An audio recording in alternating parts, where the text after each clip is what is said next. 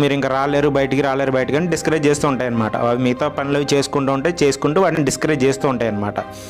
So discourage చేస్తూ ఉన్నప్పుడు ఒక కప్ప అందులో ఈ డిస్కరేజ్మెంట్ చూసి అది నీరసించిపోయింది అనమాట. ఇంకా గివ్ అప్ అనమాట. టోటల్గా ఇంకా నా వల్ల కాదని చెప్పి గివ్ అప్ అయిపోయింది.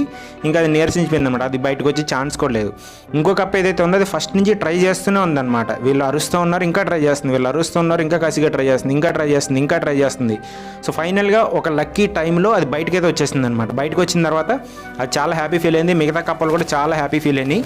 సో అప్పుడు మిగతా కప్పలన్నీ దానికి బాగా దగ్గరికి వచ్చి ఒక మాట చెప్పాయి అనమాట. మేము నువ్వు రాలేవు అని అనుకున్నాము, రాలేవు అని ఇంత అవమానం చేస్తున్నావు, ఇంత గేలి చేస్తున్నాము, ఇంత వెక్కిరిస్తున్నాము, అయినా నువ్వు ఎలా బయటకు వచ్చావు అని అడిగింది అనమాట. ఆ కప్ప జాగ్రత్తగా బాగా దగ్గరగా విని వాళ్ళు మాట్లాడితే అర్థం చేసుకుని ఏమైందంటే, నేను చెవిటిదాన్ని, నాకు మీరు చెప్పి ఇవేమీ వినపడట్లేదు, మీరు ఎంకరేజ్ చేస్తున్నారేమో, దూరం కదా నాకు అస్సలు వినపడలేదు, మీరు ఎంకరేజ్